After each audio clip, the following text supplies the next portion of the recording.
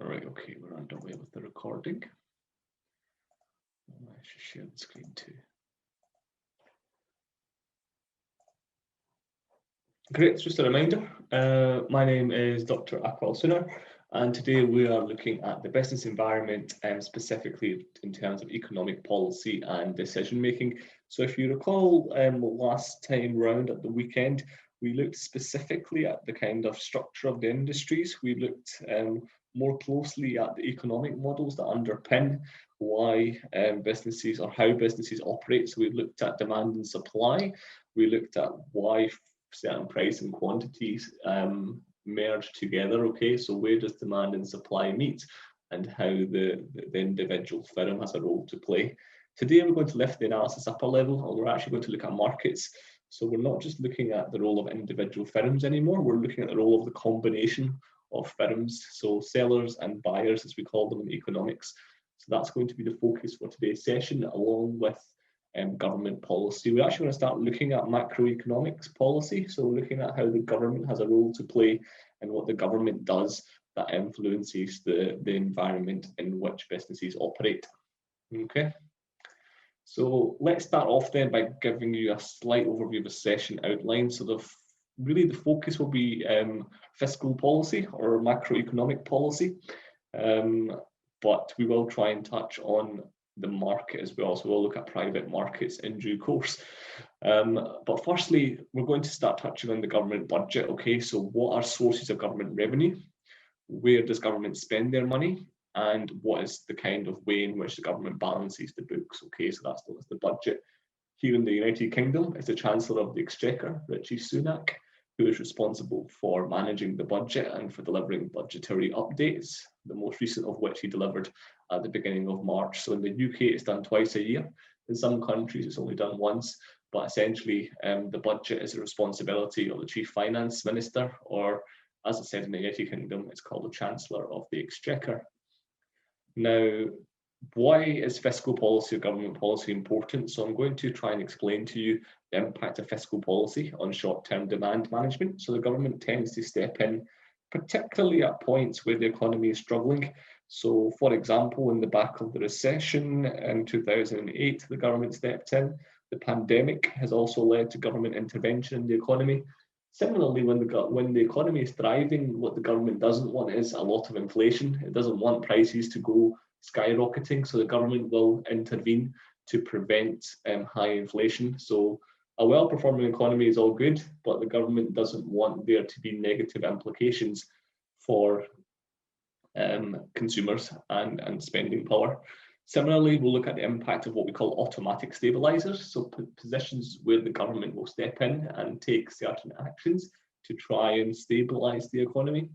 And finally, fiscal policy and its impact on potential output. So how fiscal policy determines what type of output firms produce.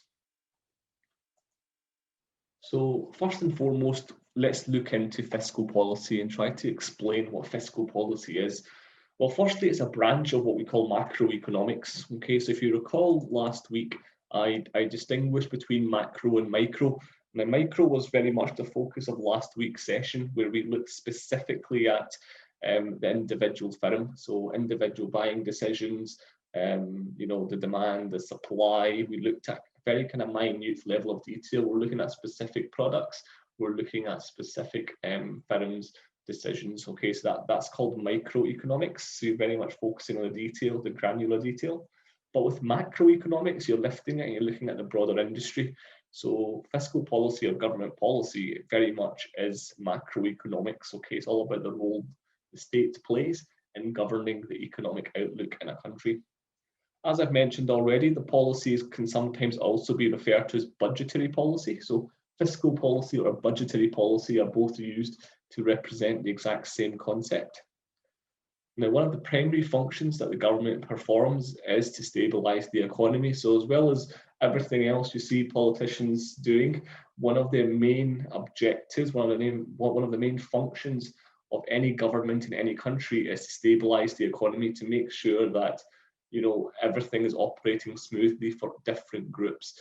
The government isn't interested in making one group better than the other. They want to provide an equal society So stabilising the economy is important. If one area of the economy is doing well, the government will try to find ways to make others catch up.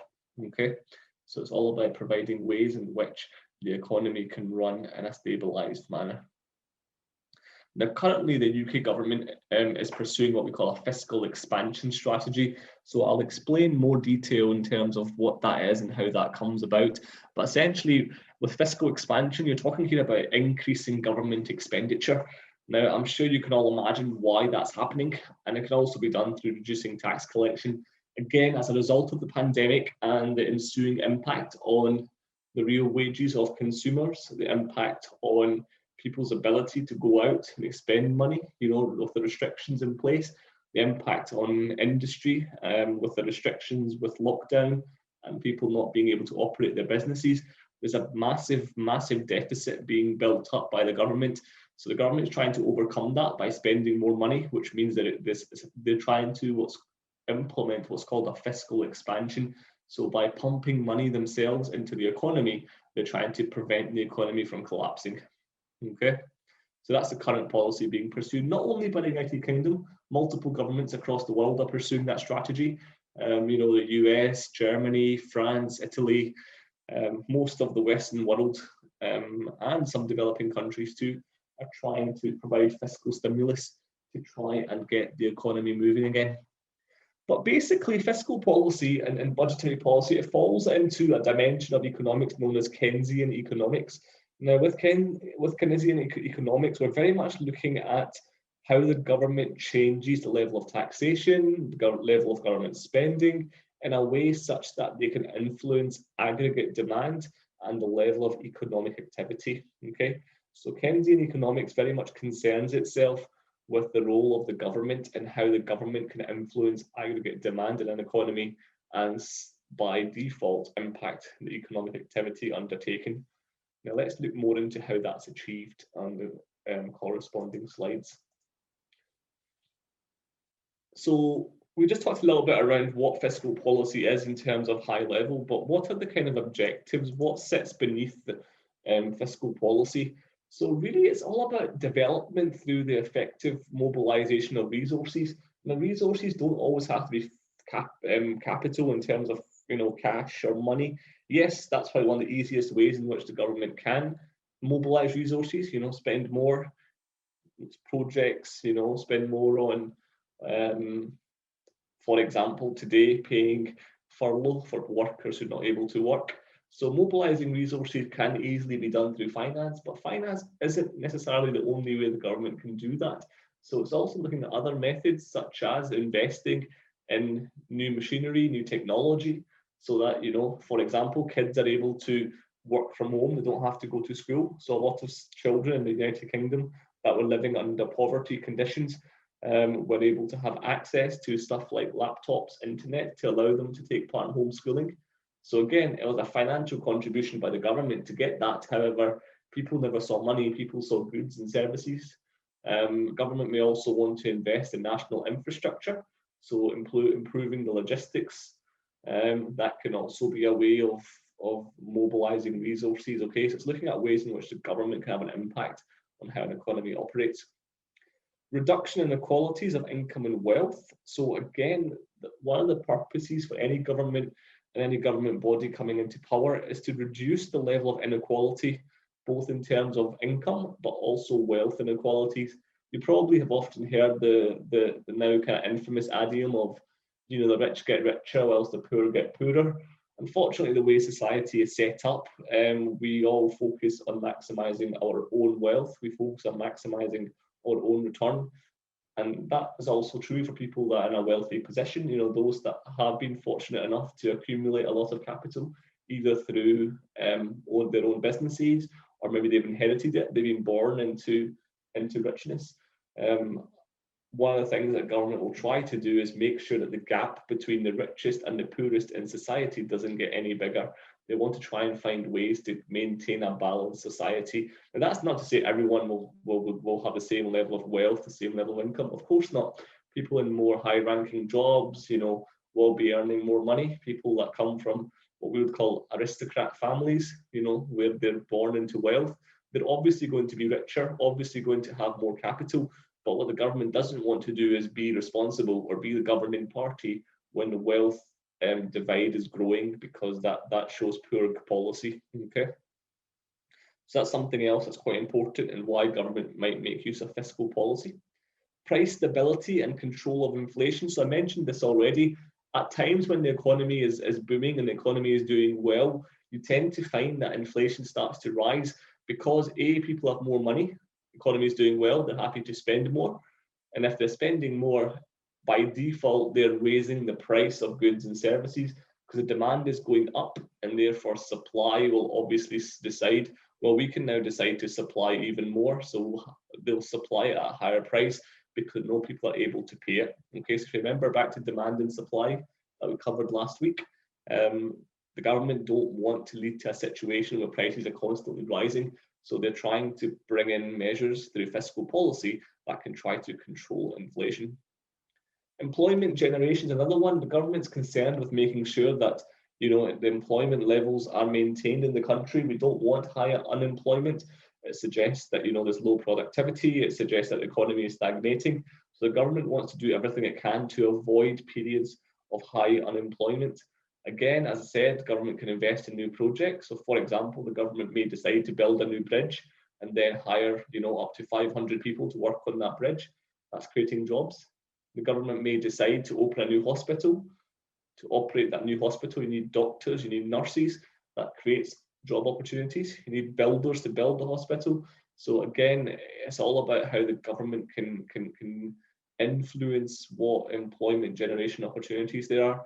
At the moment, based on how the economy is performing, based on the pandemic restrictions, the government is trying to make sure people don't lose their jobs. So they are subsidising a large part of people's wages through what's called the furlough scheme here in the United Kingdom, and other countries around the world as well that are operating similar schemes where they're subsidising wages so that employers are able to keep staff on. Again, that's a way of ensuring that the unemployment level doesn't rise. Without that level of involvement from the government and with the restrictions that were put in place, a lot of people today would not be in a job without that government support. The government also wants to reduce what's called the deficit in the balance of payment. So the balance of payment just looks at how much money a government has coming in versus how much it spends. Now, realistically, it would be amazing if each government could have more money coming in than it spends, but that's not always possible.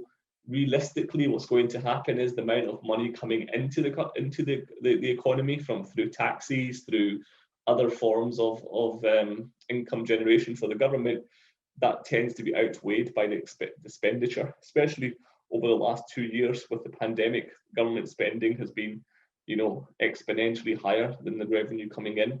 So again, it does have an impact on the balance of payment. Increasing national income. The government wants to try and make sure that as a country, the country is performing well. So it wants to increase the level of national income, and in direct, what's the word I'm looking for, consequence, they will also increase the gross domestic product. Okay, so national income, a raise in the national income should equate to a rise in gross domestic product, GDP, which the government would also be looking to achieve because it shows that there's good signs of a performing economy. And finally, development of infrastructure that I've covered already. So these are some of the objectives, okay, some of the high level objectives that I wanted to cover with you. But let's look at the different instruments that are involved in what we call fiscal policy. The budget we spoke about already, and the budget is essentially the government's way of trying to understand what money is coming in and where that money is going to be spent. So it outlines the government's plans for spending public money or taxpayers' money. Taxation itself, so the government's concerned with raising taxation. That's not to say they want to raise the rates, but they want to make sure that there's enough taxes coming in to pay for the services that the government looks to provide. Public expenditure. So the government doesn't just look at stuff around the economy, it also looks at other ways of public expenditure. For example, free education in the United Kingdom. Every child has access to state-run education facilities that are paid for by the government. NHS in the United Kingdom is free of charge to British residents and people that are permanently living here. So again, that's a form of public expenditure. that the government is concerned with. And finally, public debt. So obviously, as I said already, it'll be amazing if the country was able to raise the amount of money required to run the country, but that usually isn't the case, and the government has to take out loans, usually from the Bank of England or similar national central banks, and that's known as what we call public debt. Okay, so the government takes out a loan on behalf of the British public, and the British public are then responsible for paying it back through taxation and other means. So let's look at those in more detail. So we've talked a lot about fiscal policy. I want to try and introduce some of the concepts that are important from economics. First and foremost, what is fiscal policy when we try to understand it in this context? So basically, fiscal policy looks at changes in the level of government spending and taxation that are aimed at either increasing or decreasing the level of aggregate demand in an economy in order to promote macroeconomic objectives. Essentially, fiscal policy is a type of demand side policy. So again, this is quite important when we think back to what we did last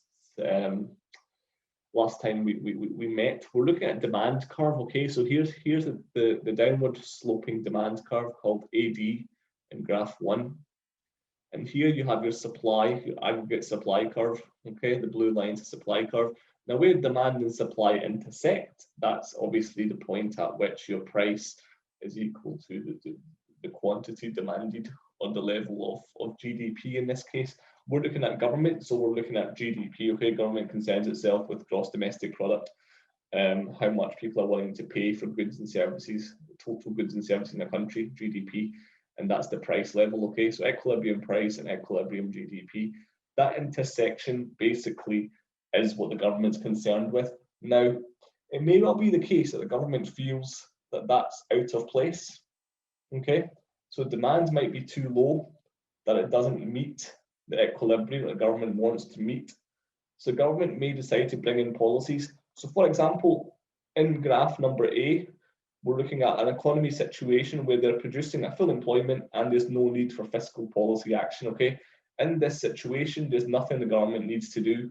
Everything is going smoothly. The output is at the level the government would expect.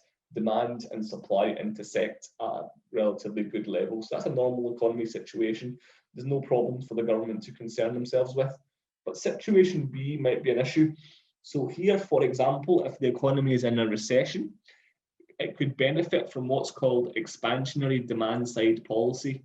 So what that basically is when the government tries to artificially increase the level of aggregate demand, and therefore unemployment goes down and the output is closer to the full employment level. So again, through government intervention, which is a red line, the government is lifting the level of aggregate demand or supply to make sure that they can meet their obligations to real GDP. Okay, so they want to make sure that the output of goods and services is at a certain level, and the government can do that by putting more money into the economy, creating jobs, creating new projects, creating new work.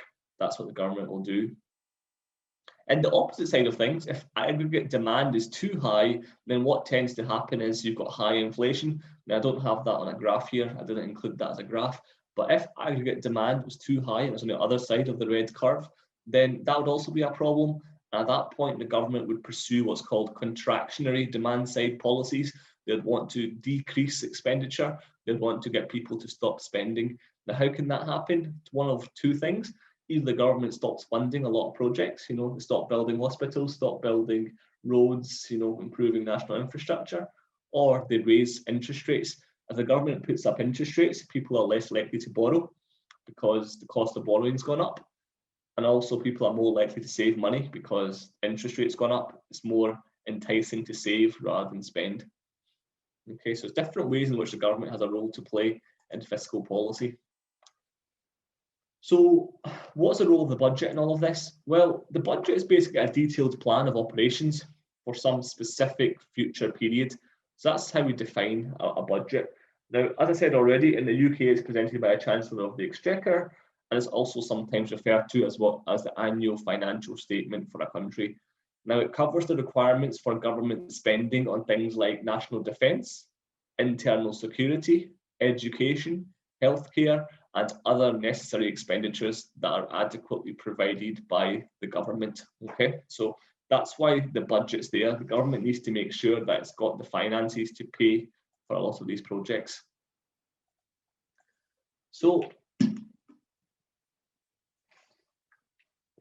the government budget, and specifically looking at revenue sources. So where does the government make up their money? I mean, you know, we just talked about a lot of areas where the government spends it, but where does that money come from? So fiscal policy puts the government's budget into action or stimulates the contracted aggregate demand as needed. Okay, so either the aggregate demand has to go up or down depending on what the performance of the economy is like. Now, the budget is simply the combination of revenues earned from taxes and expenditures made by all goods and services by the nation's government in a year. So what does that consist of? Well, firstly, taxation. Okay, so tax revenues. The government's primary source of revenue comes through collecting taxes. That can be income tax, corporation tax, it can be capital gains tax. So these are just some of the taxes, but also beyond income, you've also got council tax for properties. So if you own property, you pay council tax. Business rates, if you're a business owner, you pay business rate, which is a form of tax. If you drive a car, a van, a lorry, you have to pay road tax. So there's different taxes that are charged by the government that form a large part of government revenue. There's different types of taxes as well. So, you know, it's not just one tax that's important here. There's multiple different perspectives that we need to take into consideration. There's direct taxes. These are taxes on incomes that are earned by households and firms. Usually these are progressive in nature, meaning that the percentage paid increases as income increases, or they're proportional, meaning all individuals or firms pay the same percentage. So what do we mean by that? If you look at income tax in the United Kingdom, it's known as what we call a progressive tax. Okay, depending on how much you earn, you either pay nothing, you pay 20% basic rate, you pay the 40% kind of higher rate, or you pay the 50%, which is upper banding. Okay, so there's different percentages charged by the government depending on how much you earn. So that's called a progressive tax. But similarly, the government also charges what's called a proportional tax, which means no matter what size your company is, you pay the same amount. So corporation tax is a good example. Corporation tax is usually fixed at 20%. It can sometimes go up and down, but usually it's fixed at 20%. So businesses, regardless of whether you're making 100 million or 10 million in profit, you're still paying 20%.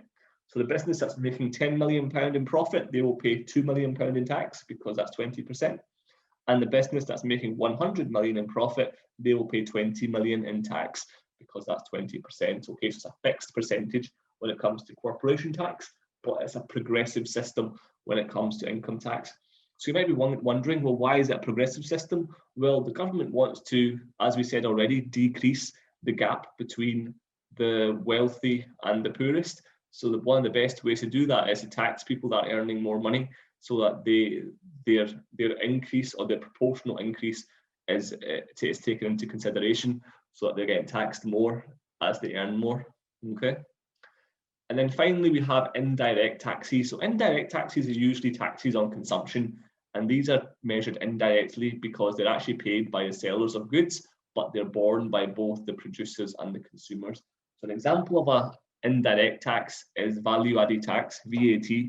So VAT is charged by the seller at the point of sale, but then if that seller is selling raw materials, those raw materials are consumed in terms of made into a new product and sold on. So again, the VAT cycle goes on and on. So indirect taxes are also good ways for the government to make money because they allow the government to realise value that otherwise might not have existed. So it's about identifying what value is being added at each chain. So at the first stage, the raw material might only be worth £10. So VAT on £10 in the UK would be £1.75, 17.5%. Okay. By the time it gets to the final customer, once all the different materials have been put together, it might be worth £100. So the value added would be 17.5% of £100. So it becomes £17.50. Okay, so it's an indirect tax that's raised by the government, and it's basically measuring the value that's been added by different people as it gets moved along the supply chain. Okay, so that's revenue for the government. Anything else that the government needs to be aware about? Well, there's other things that the government can do to raise revenue, okay? And these usually aren't done as often as others. One might be a sale of goods or services. So for example, a lot of countries have nationalised systems such as National Rail. So rail service might be owned by the government. That was the case in the UK until recently. Post, so the Royal Mail in the United Kingdom, that used to be a public service. The government used to provide that service. That's a nationalised service. The NHS is a nationalised service provided by the government.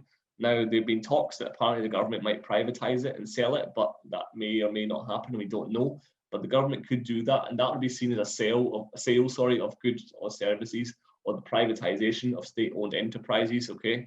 That's how the government could make money. So privatising stuff like the NHS, even education, the government might decide it doesn't want to fund education anymore. People should go to private providers. So the government might sell off education in the UK. So that would be a way of raising revenue. Or the sale of government property. So the government owns a lot of property around the UK, whether that's, government housing. So, sometimes government provides housing for people that have low incomes. So the government could sell some of that property to make money. Government owns land as well. So councils and governments own land around the country. They could look to sell that to try and make money, okay? These are some of the other ways in which government can raise revenue. But where is it all spent? So we talked a little bit about how money is made, but where is it spent? So public expenditure is probably one of the biggest areas in which the government looks to make an impact on a yearly basis. So it's basically all the spending made by the government of a particular country based on the collective needs and wants, such as things like the pension, the provision of goods and services, national infrastructure. This is where the government makes a lot of contribution. Also benefits people that are on low income backgrounds, or people that are disabled, or have health issues or mental health issues. They earn some income from the government through benefits. So again, these are big areas of expenditure for the government. But that's also a part of what we call aggregate demand, because if the government wasn't to provide a pension or wasn't to pay benefits, how would people be able to afford to buy goods and services? So by doing that, the government is encouraging spending in the economy. Similarly, if the government wasn't to invest in infrastructure projects, if there was no new hospitals being built, if there was no new bridges, no new schools, well, we wouldn't need construction workers to make them. So maybe less construction workers in the economy. We wouldn't need doctors and nurses, or as many doctors and nurses, if there's not that many hospitals. We wouldn't need that many teachers if the government wasn't investing in improving schools and improving access to education. So the government expenditure actually raises aggregate demand, because by the government spending money, A, they're creating employment opportunities, and B, they're raising the number of people that are then in work and able to spend money on other goods and services. Okay, so aggregate demand is what the government's looking to impact through their expenditure.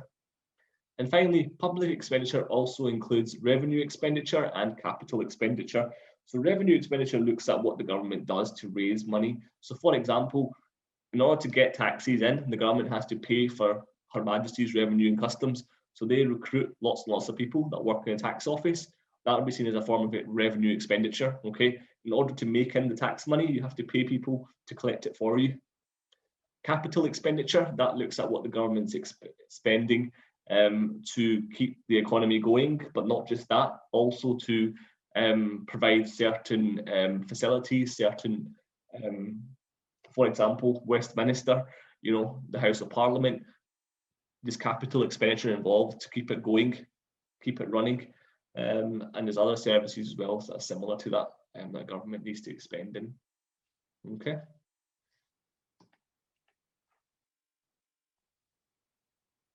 So looking then back at the government budget and the different types of expenditure.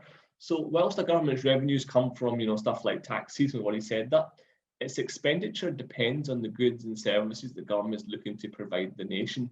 Not all governments are the same. So for example, National Health Service in the UK is completely free and subsidised by the government. There's not that very many developed countries, even in the Western world, that provide that service. So again, each government has its own approach. But what are the different types of expenditure? Well, firstly, we have the current expenditures. Now, these tend to be defined as day-to-day cost of running the government. Stuff like wages, salaries of public sector employees, so civil servants, including in local, state and national governments, people like police, teachers, legislators, military servicemen, judges, etc., etc. Okay, these are all people that work indirectly for the government. Okay, obviously a policeman works for a particular department of the police, but who is the head of the police eventually? The government are the ones that run the police. They pay for the policing services. Teachers obviously work in a specific school under a specific head teacher, under a specific area council, but at the end of the day, education belongs to the government. The government is responsible for providing education. So the government employs a lot of people and pays for them through what we call current expenditure. There's also capital expenditure, and we talked a little bit about this. This is looking at the investments made by the government in capital equipment. It's looking at infrastructure. It's looking at money spent on roads, bridges, schools, hospitals, military equipment, etc., etc. Okay, so that's called capital expenditure. And finally, we have transfer payments. Now, this is basically a type of government spending that doesn't really contribute to GDP, because in this case, income is only transferred from one group of people to the other in a nation. So basically stuff like welfare and unemployment benefits. So we talked about these earlier, but essentially the government uses tax from people that are in employment, people that are earning money, to help fund people that aren't in employment. So people that earn benefits usually tend to be because maybe they can't work, maybe they're disabled, maybe they have health problems or issues, and the government's funding them to keep them going, to keep them living. So the money that's transferred by the government from one group to another without going towards the provision of an actual good or service. So again, by doing that, the government isn't actually paying for stuff like roads, teachers, nurses, but what they are doing is they're putting money in those people's pockets so that they can spend it. Okay, so at the end of the day, they are trying to increase aggregate demand, even through benefits. The idea of benefits isn't that the benefits will sit in the bank and earn them interest. The idea of benefits is people need those benefits to be able to buy food, to be able to buy clothes. So again, the government wants to give people money so that they can spend it. Okay, it's all about raising aggregate demand in the economy. So we talked a little bit earlier about the balance of payment. So for the government, there's two different ways in which it can operate. It can operate at what's called a surplus. Now, with a surplus, we mean that government budget can be in a positive. Okay, so with the government budget, you can either have a balanced budget, which usually means that your expenditures are exactly equal to your tax revenue. Now, very rarely does that ever happen. I mean, you know, the chances of the exact amount of money coming into the country being equal to the exact amount of money being spent on the country isn't necessarily going to always be, you know, exactly the same. It might be remotely similar, but there's no way you'll ever have expenditure exactly equal to earnings. So balanced budget is a great thing to achieve, but it's not usually feasible. Okay. However, a budget surplus, this usually happens if in a year the government collects more money in taxes than it spends. We call that a year of a budget surplus. Now, a surplus might sound like a good thing, but in actual fact, the net effect of a budget surplus on aggregate demand is negative. So why is it negative? Because the government isn't spending money. It's not wanting aggregate demand to rise any further. So it's actually saving the money it gets from taxpayer rather than spending it. However, why do governments do that? Well, no, governments don't want to make a profit. What they want to do is they want to pay off the national debt. They will keep a budget surplus so that they can say, well, this year we can pay off £20 million worth of national debt because we saved on spending. Okay, now that's quite key, particularly over the next few years. The likelihood is, after the government spent so much money on the COVID pandemic and trying to keep the country going, I would imagine, you know, from 2021 onwards, 2022 onwards, the government will probably look to run what's called a budget surplus. So the government spending will probably not be as high as it has been for the last couple of years. They'll look to try and save more money. What about budget deficits? So budget deficits basically is what we're doing at the moment. in most countries across the globe, but particularly in the United Kingdom. So a budget deficit happens when the government's expenditure in a year is greater than the tax revenue it collects. And then at that point, we say the budget is in a deficit. The deficit has a positive net effect on aggregate demand. So again, it's an inverse relationship, okay? When the deficit is there, it means more money is being spent by the government on raising demand in the country, because such injections will exceed the leakages from the government sector. However, it does have a negative impact because the budget deficit will continue to add to national debt. In order to be able to keep the economy going, the government is borrowing money, and that money will one day have to be paid back. So what in actual fact is happening is, to make up the shortfall between the taxes raised and the money spent, the government's having to borrow money.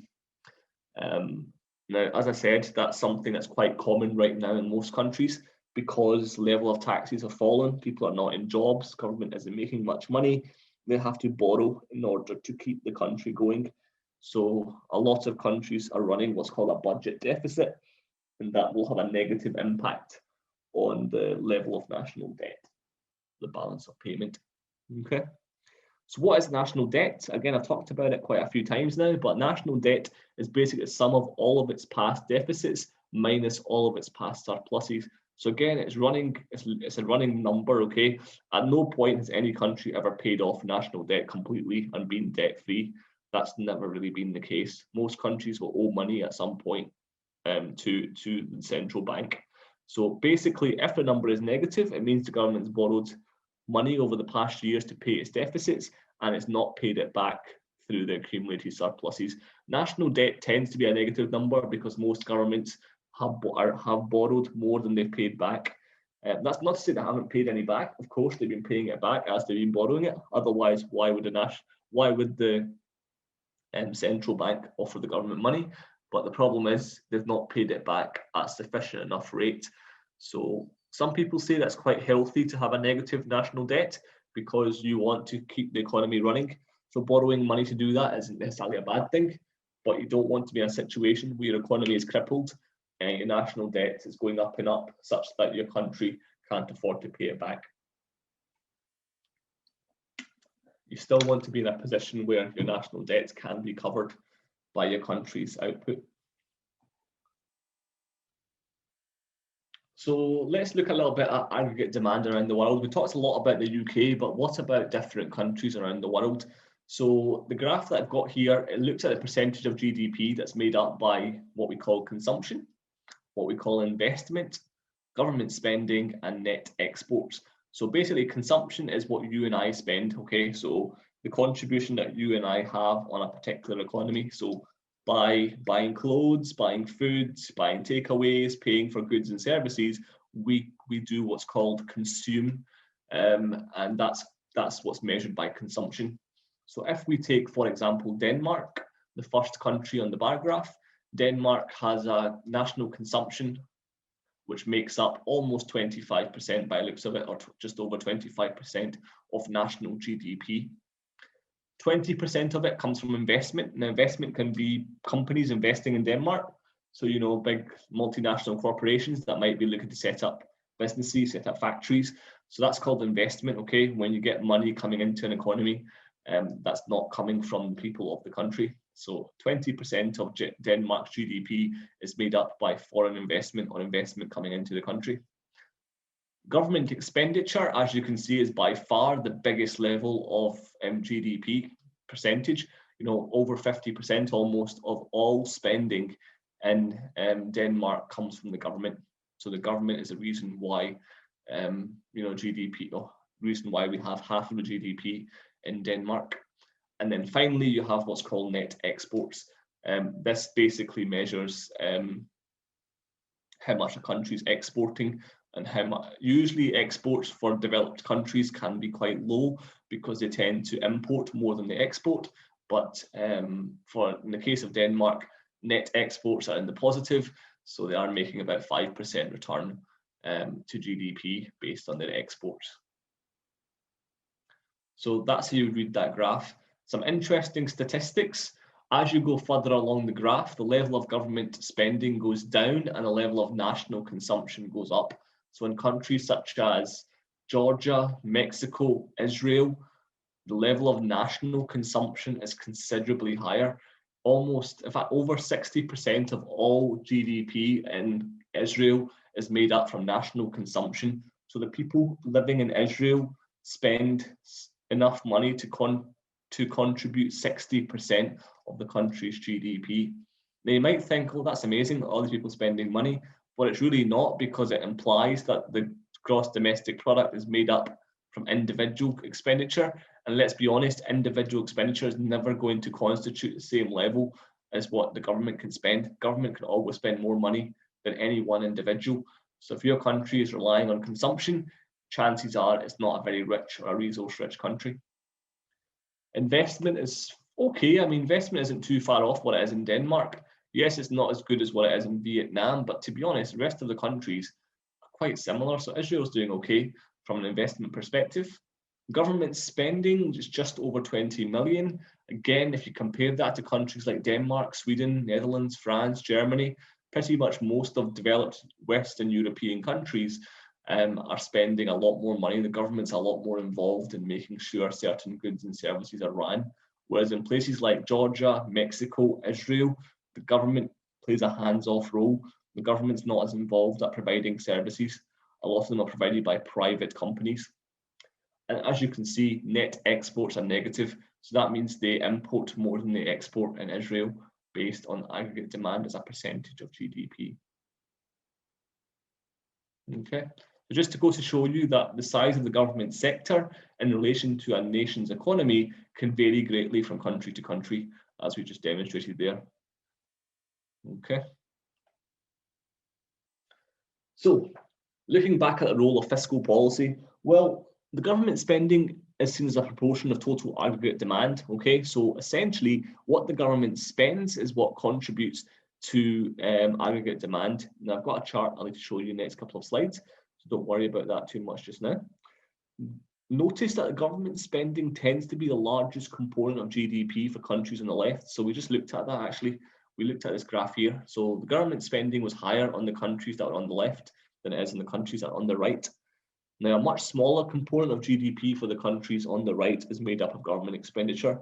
Why might that be the case? Well, in countries where government spending is a larger component, the impact of fiscal policy can be greater than where it's a smaller portion. So, for example, if the Israeli government wanted to try and change something in the economy, because their share of aggregate demand is so low, they would really have to go to some monumental effort to try and influence the economy.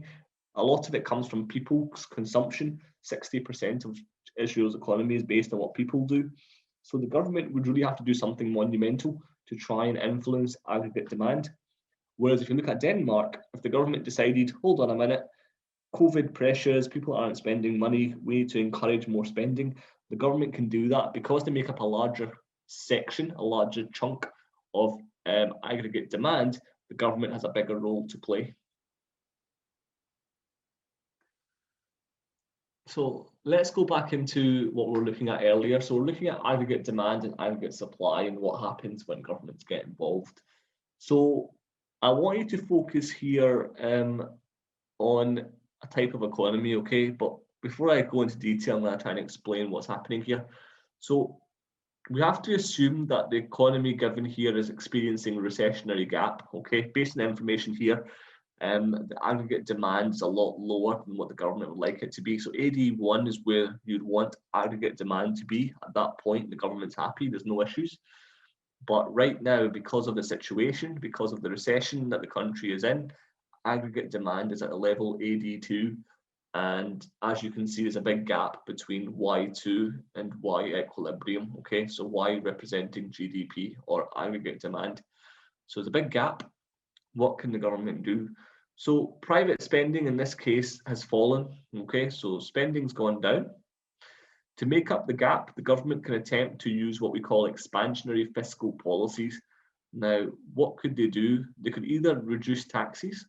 By reducing taxes, they're giving people more money to spend. You know, if you're not paying as much of your income in tax, you can now afford to buy more things.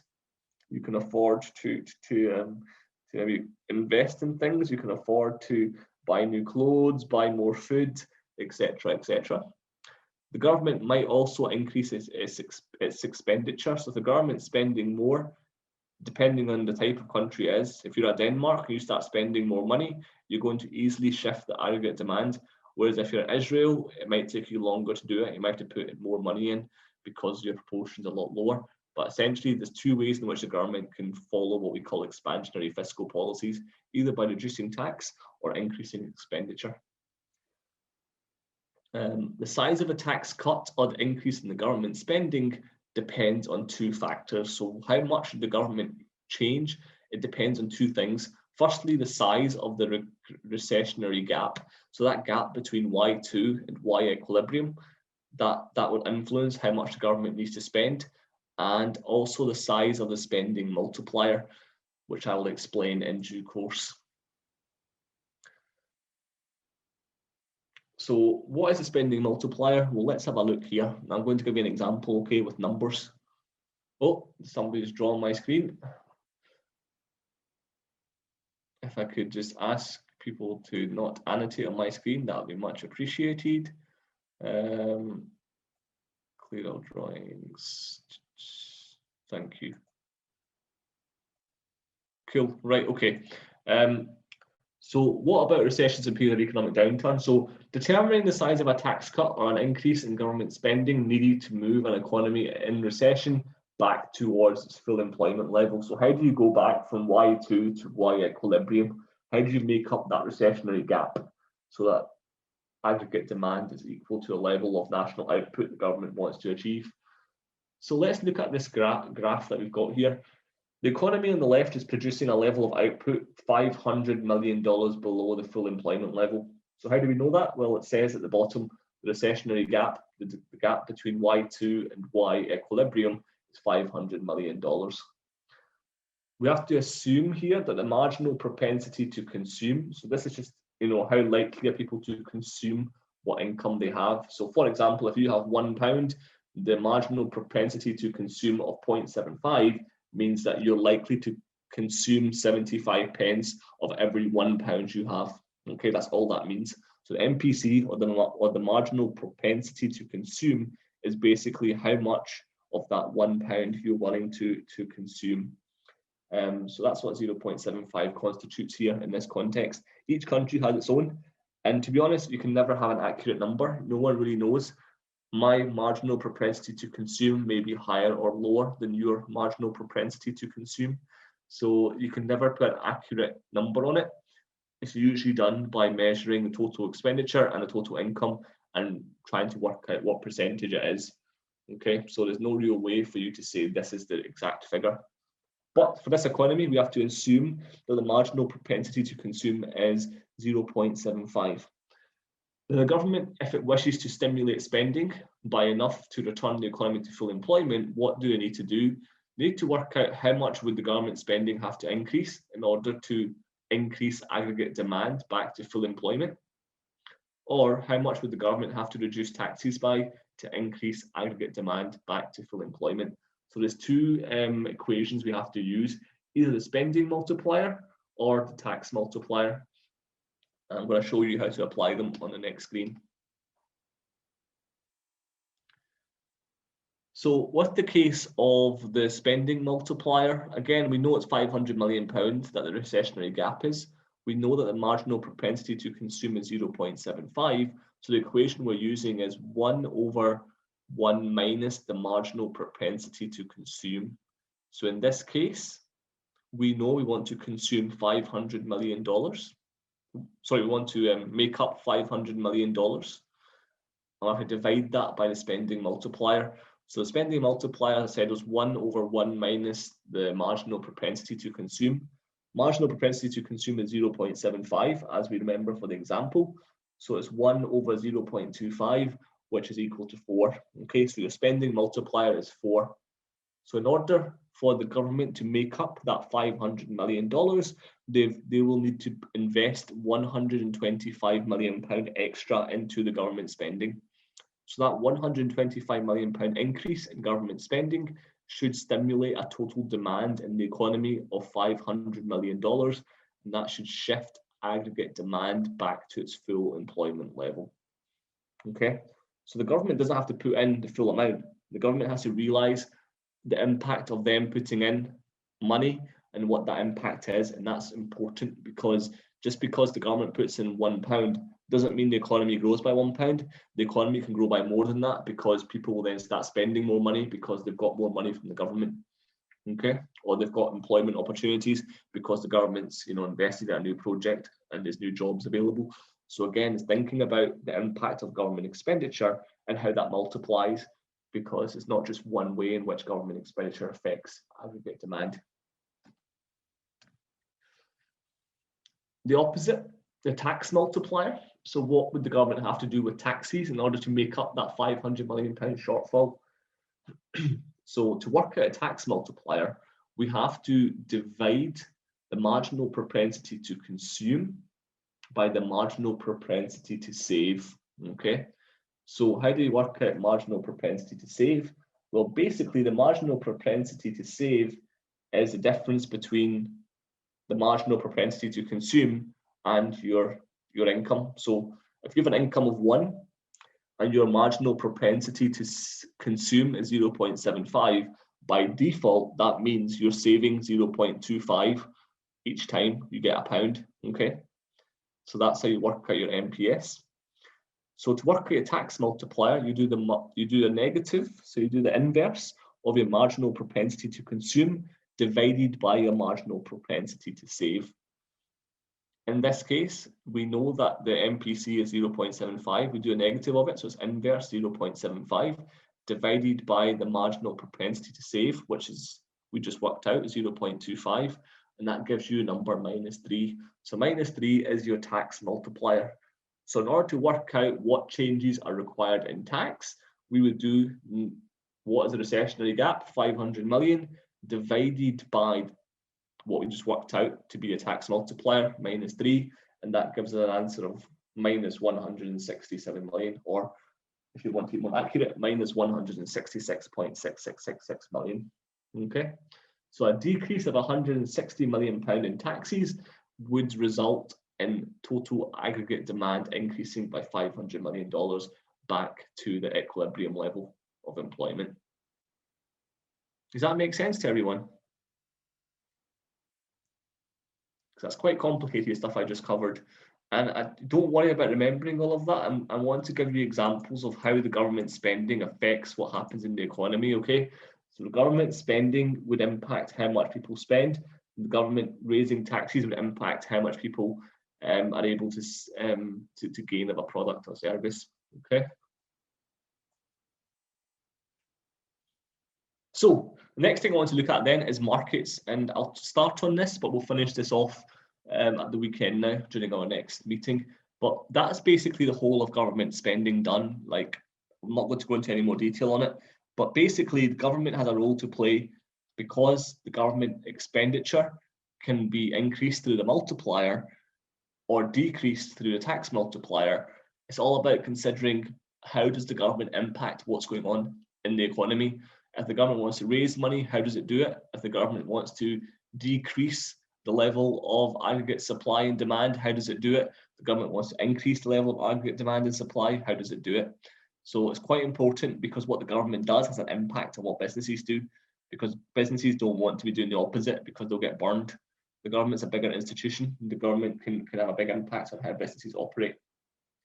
So markets is what we're moving on to next. So I'm going to position this and then we'll stop and we'll start properly at the weekend. But basically, markets in normal everyday language, when you and I talk about markets, we think about places where goods are bought and sold. Okay, so in London you have what's called Leadenhall Market. You know, that's where people go to buy certain goods and services, although to be fair, there's a lot of very high-end shops opening up in there. You can have a fruit and vegetable market where people go and buy fruit and veg. You can have a car boot sale market, you know, people go and buy second-hand goods. So markets and how we understand them are very, very different to how economics explain them. In economics, a market basically refers to an arrangement which establishes effective relationships between buyers and sellers of a particular commodity. What does that mean? A market basically represents the number of buyers and sellers for a particular good or service, also known as a commodity. So for example, there might be a market for blue cheese, okay? In economics, we would call that a market in the sense that it's a particular product, blue cheese. There's a certain number of buyers, people that like to eat blue cheese. There's a certain number of sellers, people that sell or produce blue cheese, okay? And we don't look at it in terms of, well, what's the market based on Tesco or Asda or these different retailers. We look at the total aggregate market in the whole of the UK. So in the whole of the UK, for the commodity blue cheese, we have X amount of buyers and we have X amount of sellers, okay? That's what we call a market. In economics, it's not the same as, you know, what we use in everyday language. So that's something to be wary of when we talk about markets. But ladies and gentlemen, I'm going to stop there because I feel as if I've given you a lot of information today, a lot for you to take in, dissect, understand. But really the focus of today was understanding the role of the government. How does the government influence what happens in the economy? What is the role of the government? You know, aggregate demand, as we said, is what the government is able to influence through their expenditure. But how does the government spend? It needs money. How does it raise money? We talked about taxes. We talked about other revenue channels. We also talked about the impact of government spending when it comes to times like recessions, times like the pandemic, where the government is funding a lot of business activity. And I'm going to stop there because I feel like I might have exhausted a lot of people with the content I've covered today. Is there any questions from anyone? Hi, I had a question. Yes, Shreya. I did not understand a thing where in the tax multiplier thing, we have got a negative number for the amount, like minus $67 million. Yes. So like what does that minus indicate over here? I did not understand that. Okay, so in that particular example, we're looking at how can the government raise aggregate demand. Okay, so we know that because of recession, the size of the economy has shrunk by $500 million. Okay, so how does the government make up that shortfall? Well, the government might decide, okay, I'm going to reduce the taxes, so I'm not going to earn as much money from tax, but how much should I reduce my taxes by? So the answer to that is minus 167 million, because if the government reduces the amount of tax raised by $167 million, the net effect through the tax multiplier means that it will make up $500 million worth of aggregate demand. Okay, so people will spend a lot more money just because that tax is going down. People will have more money to spend that they otherwise might not have spent. Okay. And another thing is, like, for the tax multiplier thing, we got the answer as -3. Yes. Okay, so what does -3 indicate? So -3 indicates what we call the multiplier. So the actual multiplier is -3. You then have to use the multiplier in relation to the size of the gap. So the size of the gap was 500 million. Yeah. So we did 500 million divided by the multiplier, and the multiplier was -3. Yep. Okay, so you have to work out the multiplier. The multiplier tells you what the impact is. So then the multiplier could have been -2, it could have been -1, could have been -10. The multiplier shows you the impact of a certain decision or a certain policy on the amount of money you're looking to raise or the amount of aggregate demand you're looking to raise. Okay. Yeah. Thank you. Okay. Thanks a lot. No problem at all. If anyone wants to review the slides, I appreciate a lot of content. Abhishek Chowdhury has access to all the recordings. He's the one I send them all to. So please do speak to Abhishek if you're looking to get access to the recording. Okay. Fantastic. Right, ladies and gentlemen.